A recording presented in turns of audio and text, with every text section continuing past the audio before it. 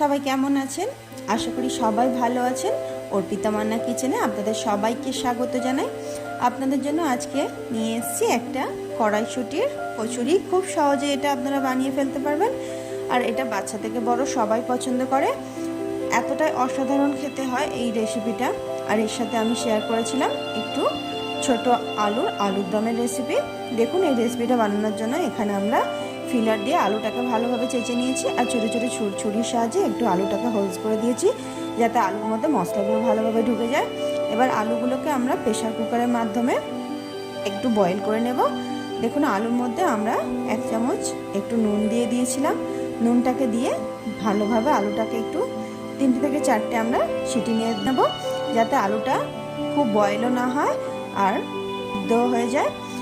এবার আমরা এখানে আলুর দমে দেওয়ার জন্য এখানে আমরা 2টো মিডিয়াম সাইজের টমেটোকে আমরা কেটে নিয়েছিলাম। সেটাকে আমরা একটু মিক্সার গ্রাইন্ডারের মধ্যে গ্রাইন্ড করে নেব। দেখুন, এখানে আমরা মিক্সার গ্রাইন্ডারের মধ্যে গ্রাইন্ড করে নিয়েছি। এটা এবার একটা পাত্রের মধ্যে ঢেলে নেব। এখানে আমরা কড়াইশুঁটির পুরটা বানানোর জন্য এখানে দেখুন আমরা একটু বেশি পরিমাণে কড়াইশুঁটি আমরা এখানে ছাড়িয়ে নিয়েছিলাম। সেটাকে আমরা মিক্সার গ্রাইন্ডারের মধ্যে পুরোটা দিয়ে দিয়েছি। দিয়ে অল্প একটু সামান্য জল দিয়ে এটাকে আমরা যতটা পারি শুকনো করে এটাকে আমরা গ্রাইন্ড করে নেব। এবার এখানে আমরা কিছুটা কাঁচা লঙ্কা নিয়ে নিয়েছিলাম আর অল্প একটু নিয়ে নেব আদা। সেটাকে আমরা ভালোভাবে একটু পেস্ট বানিয়ে নেব। এবার একটা প্যানের মধ্যে অল্প একটু সাদা তেল দিয়ে দেবো। তেলটা আমাদের ভালোভাবে গরম হয়ে গেলে আমরা এখানে 1/2 চামচের মতো হিং দিয়ে দেবো, আর দিয়ে দেবো 1 চামচ কালো জিরে। এটাকে একটু কড়াইয়ে কালো জিরে আর হিংটা একটু তেলের মধ্যে নেড়ে নেব। আর এখানে যে আদা আর কাঁচা লঙ্কার পেস্টটা আমরা বেটে রেখেছিলাম সেই পেস্টটা আমরা কড়াইয়ের মধ্যে দিয়ে দেবো।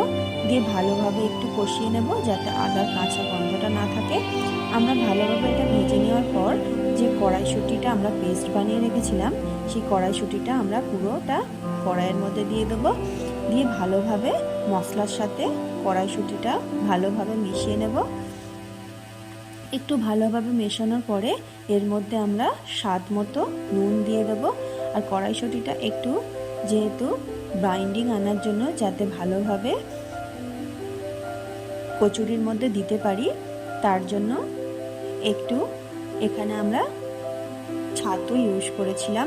2 চামচ আমরা এখানে ছাতু দিয়ে দেবো। বেশি দেওয়ার দরকার নেই, অল্প একটু দিলেই এটা খুব ভালোভাবে টাইট হয়ে যায়। যেহেতু আমরা অল্প জল দিয়েছিলাম তার জন্য এটা আমাদের হয়ে গেছে। দেখুন, এটাকে আমরা ঠান্ডা করার জন্য একটা পাত্রের মধ্যে এটাকে নামিয়ে নিয়েছি। ঘন্টা 3টে সিটি দেওয়া হয়ে গেলে আমরা প্রেশার কুকার থেকে নামিয়ে জলটা ছেঁকে আলাদা ঠান্ডা করার জন্য রেখে দেবো। আর এখানে একটা কড়াই বসিয়ে দিয়েছিলাম। কড়াইয়ের মধ্যে আমরা কিছুটা সাদা তেল দিয়ে দিয়েছি। তেলটা ভালোভাবে গরম হলে এখানে আমরা একটু লং, একটু দারচিনি, একটু এলাচ আর কয়েকটা শুকনো লঙ্কা আর একটু চিনি দিয়ে দেব। দিয়ে ভালোভাবে একটু কষিয়ে নেব। তারপরে আমরা পেঁয়াজটা দিতে ভুলে গেছিলাম বলে এখানে প্রথমেই আলাদা কড়াই বসিয়ে এটা ভেজে নিয়েছিলাম। দেখুন, পেঁয়াজটাকে আমরা একটু ভেজে নেব। নিয়ে ভালোভাবে একটু লাল লাল করে ভাজা হয়ে গেলে এর মধ্যে আমরা টমেটোর যে পেস্টটা আমরা বানিয়ে রেখেছিলাম সেই পেস্টটা আমরা এখানে দিয়ে দেবো। কিন্তু আর একটু দিয়ে দেবো আদা রসুন বাটা। এখানে টমেটো পেস্টটা আলাদাভাবে দেখানো হয়েছে, কিন্তু আমরা এখানে পেঁয়াজের সাথে দিয়েছিলাম। এবার পেঁয়াজটা ভালোভাবে ভাজা হয়ে গেলে টমেটো পেস্টটা এই পেঁয়াজের মধ্যে দিয়ে দেবো। দিয়ে ভালোভাবে কষিয়ে নেব যতক্ষণ না একটু তেলটা ছেড়ে আসছে মশলা থেকে, ততক্ষণ এটাকে আমরা কষিয়ে নেব। কষানো হয়ে গেলে আমরা যে আলুটা প্রেশার কুকার থেকে জলটা ছেঁকে রেখে দিয়েছিলাম সে আলুগুলোকে আমরা এই পুরো মশলার মধ্যে দিয়ে দেব। দেখুন, আলুটাকে আমরা ভালোভাবে কষিয়ে নিয়েছি। আমার কড়াইটা একটু ছোট হয়ে গেছিলো, তার জন্য আমি একটু বড় কড়াই ট্রান্সফার করে নিয়েছিলাম। এবার ভালোভাবে আলুটা দিয়ে আলুর মধ্যে এখানে দিয়ে দেবো।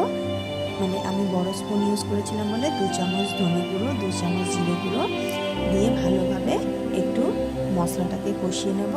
দেখুন, যতক্ষণ না আলুটা একটু ভাজা ভাজা হয়ে যাচ্ছে ততক্ষণ একটু কষিয়ে নেব। আর দিয়ে দেবো 1 চামচ হলুদ গুঁড়ো, 1 চামচ লঙ্কা গুঁড়ো আর একটু স্বাদ মতো নুন প্রথমে দিয়েছিলাম, সেই নুনটা বুঝিয়ে আমরা এখানে নুনটা ইউজ করব। অল্প একটু নুন দিয়ে দেবো। দিয়ে আবারও আমরা আলুটাকে ভালোভাবে কষিয়ে নেব যতক্ষণ না একটু মানে কষানো হয়ে যাচ্ছে, ভাজা ভাজা মতো আলুগুলো হয়ে যায়, ততক্ষণ এটাকে আমরা দেখুন কষিয়ে নিয়েছি। এবার এর মধ্যে আমরা পরিমাণ মতো জল ইউজ করব। কষানো হয়ে গেলে আপনারা যতটা গ্রেভির প্রয়োজন হবে ততটাই আপনারা এখানে জল ইউজ করবেন। আমি বেশি জল ইউজ করিনি, মিডিয়াম জল ইউজ করে এটাকে ভালোভাবে ফুটিয়ে নিয়েছিলাম। ভালোভাবে ফোটানো হয়ে গেলে ওপর থেকে ধনেপাতা ছড়িয়ে এটাকে আমরা নামিয়ে নিয়েছি।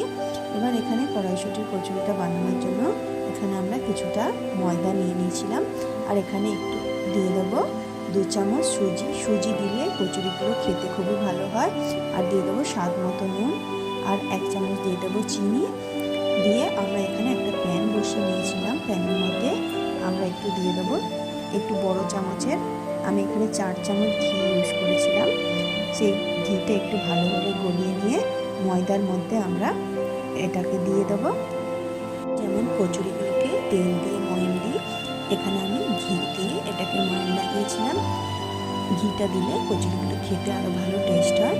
এবার দেখুন ভালোভাবে ময়দার সাথে তেলটা মিশিয়ে নিয়ে এখানে আমরা অল্প অল্প করে জল দিয়ে ময়দাটাকে বেশি পাতলা করবো না, আবার বেশি শক্তও করবো না, ডো রেখে এটাকে আমরা মেখে নিয়েছি। এবার ওপর দিয়ে অল্প একটু তেল দিয়ে এটাকে আমরা ঢাকনা বন্ধ করে কিছুক্ষণ রেস্টে রেখে দেবো। এবার এখানে আমরা একটা কড়াই নিয়ে নিয়েছিলাম। কড়াইটাকে আমরা মিডিয়াম টু হাই ফ্লেমে রেখে গ্যাসের মধ্যে পরিমাণ মতো তেল দিয়ে এটাকে গরম করার জন্য রেখে দিয়েছিলাম। এবার আগে থেকে যে কড়াইশুঁটিটা আমরা বানিয়ে রেখেছিলাম পুরটা, সেই পুরটাকে আমরা হাতের সাহায্যে একটু ভালোভাবে ধরে নেব।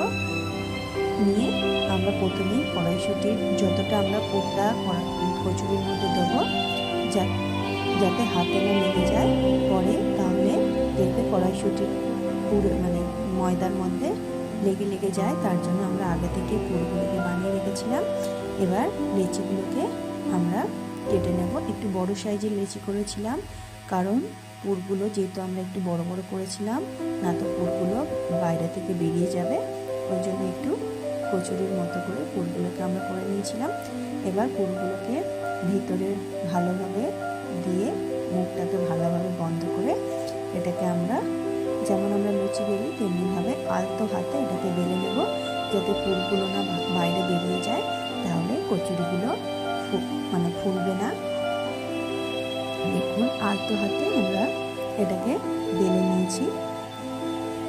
যেমন খাস্তা কচুরি তৈরি হয় তেমনি এটা তৈরি হবে, খেতেও খুব ভালো হয়। এমনিভাবে আপনারা একবার ট্রাই করতে পারেন। দেখুন আলতো হাতে, বেশি চাপ দেওয়ার দরকার নেই, আলতো হাতে আমরা শুধু কচুরিটাকে গোল গোল করে শেপ দিয়ে নিয়েছিলাম। এবার আমরা মিডিয়াম টু হাই ফ্লেমে রেখে তেলটা যেহেতু আমাদের গরম হয়ে গেছিলো, এবার আমরা কচুরিগুলোকে তেলের মধ্যে ছেড়ে দিয়েছি। দিয়ে আমরা চেপে চেপে কচুরিগুলোকে ভেজে নেব, যাতে আমাদের ভালোভাবে কচুরিগুলো দুপাশটা শাঁকা হয়ে যায়। দেখুন আমরা এবার উল্টে দিয়ে কচুরিগুলোকে উল্টো পাশটাও আমরা সেঁকে নেব।